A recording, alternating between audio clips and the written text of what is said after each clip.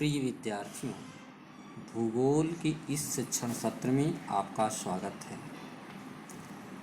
हम सभी मानव भूगोल के मूल सिद्धांत के अंतर्गत अध्याय 1 मानव भूगोल की प्रकृति एवं विषय क्षेत्र का अध्ययन कर रहे थे।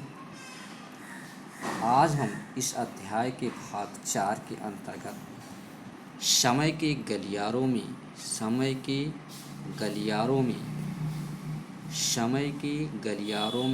मानव भूगोल, समय के गलियारों से मानव भूगोल का अध्ययन करेंगे। इसके अंतर्गत हम देखेंगे कि मानव भूगोल विभिन्न समय अवधि में मानव भूगोल के उपागम क्या क्या रहे हैं और इन उपागमों की क्या क्या विशेषताएं रही हैं, जिसके अंतर्गत हम देखेंगे कि मानव भूगोल के क्या उपागम रहे हैं। अन्वेषण एवं विवरण, प्रादेशिक विश्लेषण, क्षेत्रीय विभेदन, क्षेत्रीय संगठन, मानवतावादी, आमूलवादी, व्यवहारवादी और उत्तर आधुनिकतावाद की विशेषताओं के बारे में हम अध्ययन करेंगे। प्रिय विद्यार्थियों, हमने पूर्व में समझा कि मानव भूगोल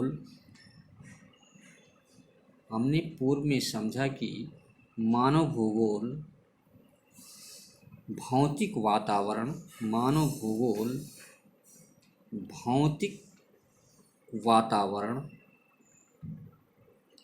और मानव द्वारा निर्मित सामाजिक सांस्कृतिक वातावरण के आपसी संबंधों का अध्ययन करता है। मानव भूगोल क्या करता है? मानव भूगोल भौतिक वातावरण और मानव द्वारा निर्मित सामाजिक सांस्कृतिक वातावरण के आपसी संबंधों का अध्ययन करता है। प्रिय विद्यार्थियों, हमने देखा कि मानव भौतिक वातावरण का अंग है। ये मानव जो क्या है, इस भौतिक वातावरण का अंग है। और मानव क्रियाशील भी है, मानव चुप नहीं बैठता है, इसलिए वह भौतिक वातावरण के साथ क्रिया करता है, कार्य करता है एवं इस भौतिक वातावरण को समझता है, अंडरस्टैंडिंग करता है इसकी, तथा समझने के बाद अपने सांस्कृतिक वातावरण का निर्माण करता है। जब प्रकृति मानव के कार्य में रुकावट डालती है, जब प्रकृति यानी भौतिक वातावरण मानव के कार्य में रुकावट डालती है, तो मानव प्रकृति के अनुसार अपने आप को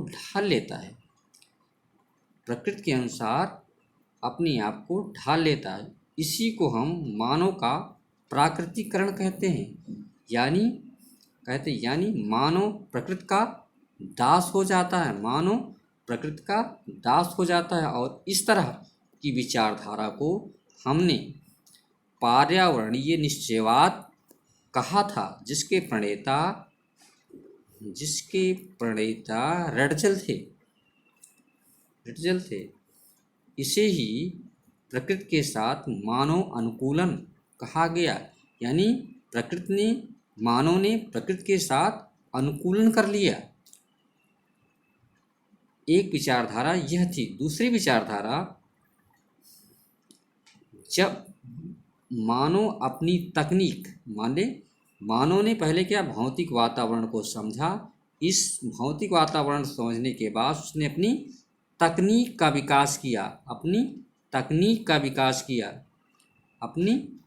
टेक्नोलॉजी का विकास किया और अपनी तकनीक के बल पर प्रकृति को अपने अनुसार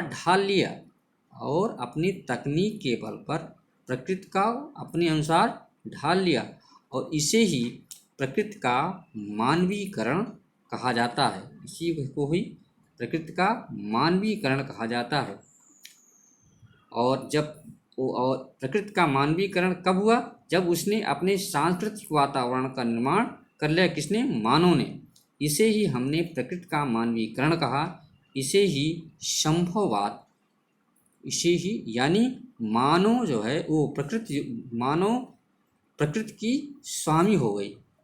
मानव जो है वो प्रकृति का स्वामी हो गया, यानी मानव प्रकृति को अपने अनुसार चलाने लगा। इसी को हम संभववाद कहते हैं।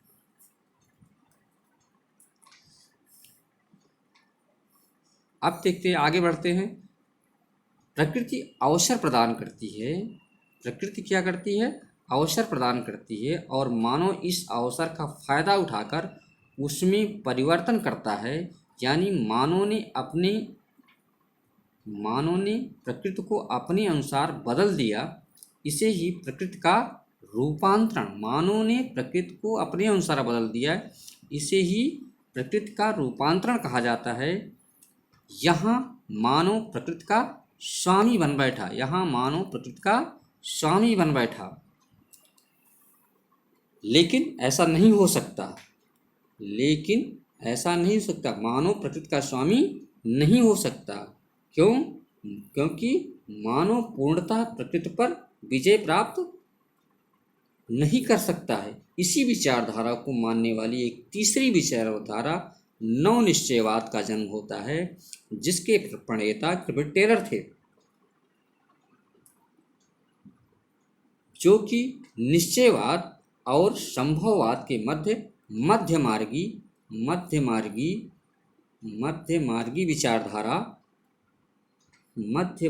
विचारधारा है। इसने कहा कि इस विचारधारा का कहना है कि ये मानव वातावरण के साथ समायोजन करता है। इसने कहा कि ये मानव जो है प्रकृति पर विजय नहीं, बल्कि ये अपने वातावरण के साथ समायोजन करता है, जिसकी सहायता से अनुकूलन और रूपांतरण दोनों प्रक्रियाएं आगे बढ़ती हैं। और प्रकृति मानव को जितनी छूट प्रदान करता है, उसी के अनुसार मानव अपने सांस्कृतिक वातावरण का निर्माण करता है।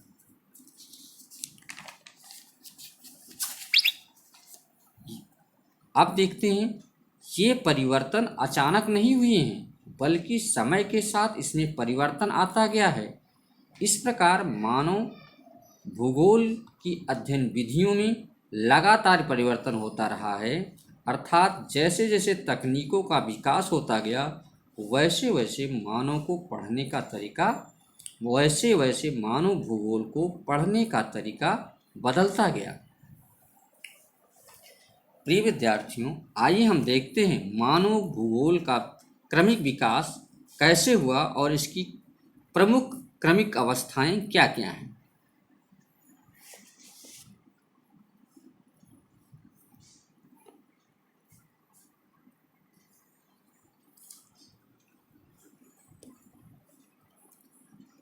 अब हम देखते हैं मानव भूगोल के क्रमिक विकास की अवस्थाएं।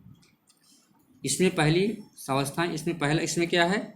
समय, उपागम, यानी मानव भूगोल को पढ़ने का तरीका क्या हुआ, और इस उपागम की प्रमुख विशेषताएं क्या हैं। अब आते हैं प्रारंभिक उपनिवेशी युग। पहला है प्रारंभिक उपनिवेशी युग, यानी ऐसा युग जब एक देश दूसरे देश पर अधिकार करने की बात कर रहे थे। जैसे ब्रिटेन ने भारत पर अधिकार कर लिया। और ये कौन सा समय था? अन्वेषण एवं विवरण का।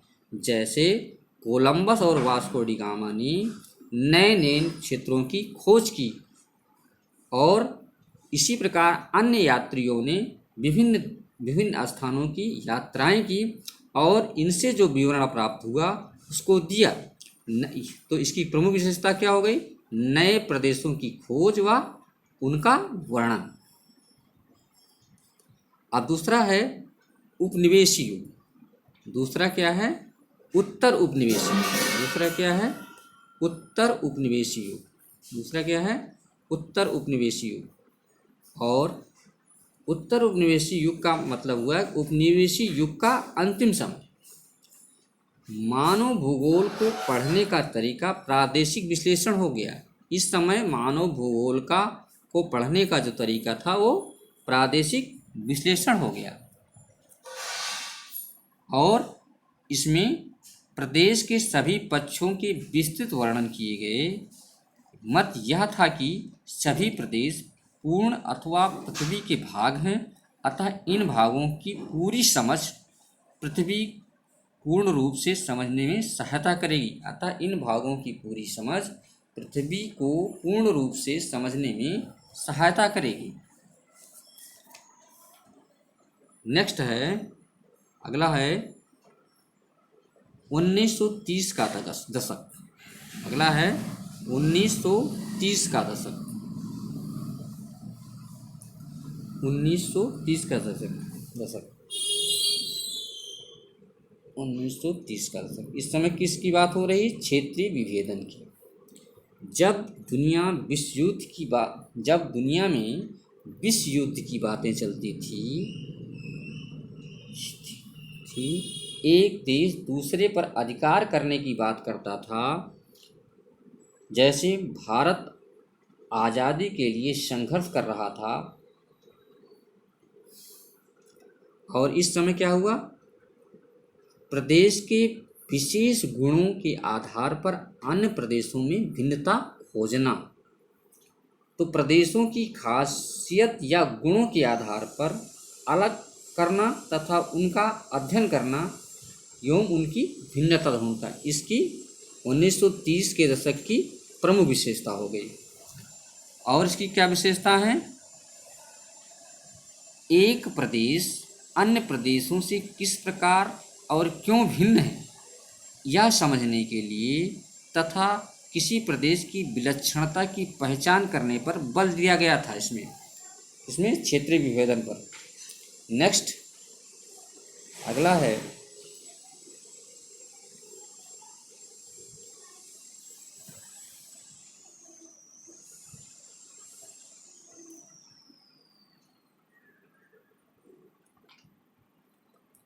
अगला है 1950 का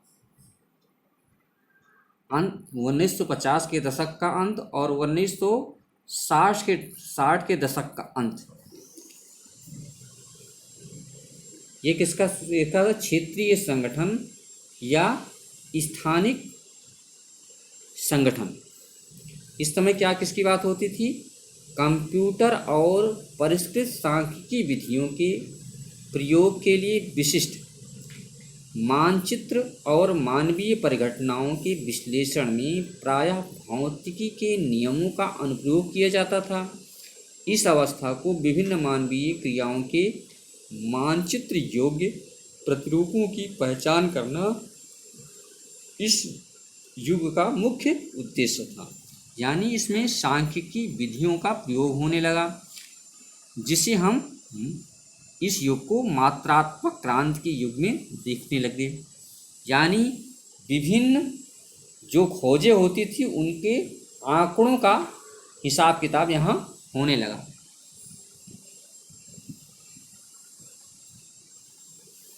विशेष गुण वाले जो प्रदेश हैं उनकी आपस में तुलना करनी थी। सांख्यिकी विधियाँ कौन कौन हैं? माध्य, माध्यिका, बहुलक। जब तकनीकों का इस्तेमाल होने लगा तो उसको हमने कहा मात्रात्मक ज्ञान। यहाँ गणितीय विधियों का प्रयोग प्रारंभ हो गया। यहाँ मानव की अवहेलना होने लगी तथा गणितीय विधियों का प्रयोग प्रारंभ हो गया। नेक्स्ट,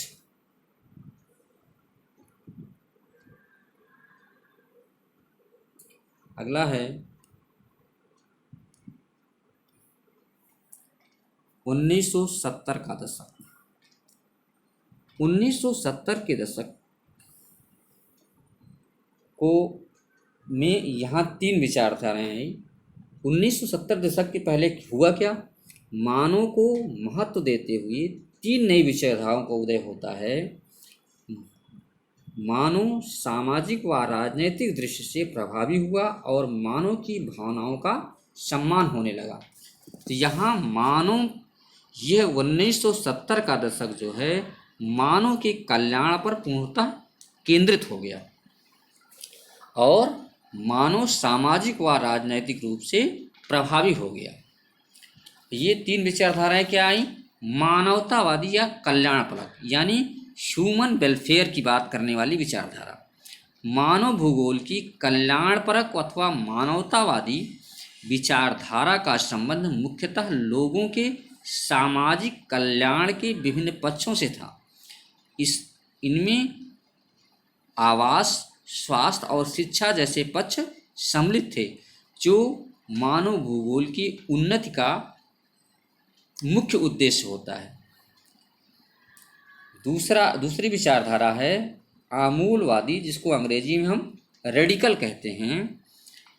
इस विचारधारा के अंतर्गत निर्धनता के कारण बंधन और सामाजिक असमानता की व्याख्या के लिए मार्क्स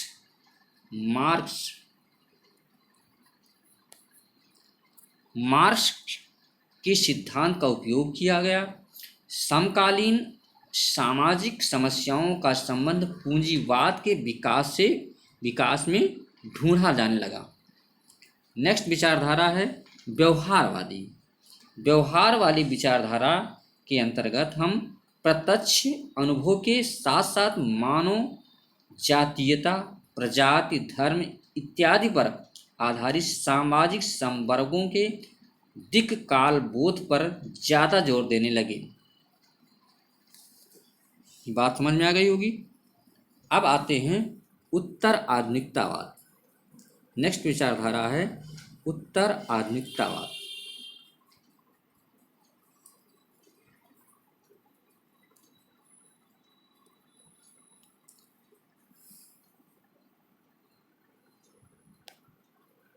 उन्नीस सौ 1990 का दशक। उत्तर आधुनिकतावाद वैश्विक सिद्धांतों को स्थानीय रूप से समझना, यानी जो विश्व में विभिन्न प्रकार के सिद्धांत जो बनाए गए थे उनको अब वो स्थान विशेष के संदर्भ में समझना और उनका प्रयोग करना। ऐसा नहीं कि जो सिद्धांत अमेरिका में बना था वो ज़रूरी नहीं कि भारत में भी यथावत रूप से कार्य कर सके। यानी जो सिद्धांत अमेरिका में बना उसको भारत के अनुसार ढालना इस युग का यानी उत्तर आधुनिकतावाद युग का मुख्य उद्देश्य बन गया। प्रिय विद्यार्थियों, आपने समझा होगा कि किस प्रकार से समय के गलियारों से मानव भूगोल गुजरा और मानव भूगोल का डेवलपमेंट हुआ, विकास हुआ और मानव भूगोल के पढ़ने का तरीका लगातार बदलता गया। ऐसा नहीं कि जो हमने पढ़ा उतना ही तक है, अब आगे बहुत सारी विचारधाराएं आई और इस समय तो कंप्यूटर का युग है और विभिन्न प्रकार के उपग्रहों का जन्म हो गया है, इसलिए भूगोल को पढ़ना और आसान हो गया है और हमको विशेष सारी जानकारियां होने लगी हैं। धन्यवाद। अगले वीडियो में हम देखेंगे कि मानव भूगोल के क्षेत्र एवं उपक्षेत्र कौन कौन से हैं, इनके बारे में समझेंगे। धन्यवाद।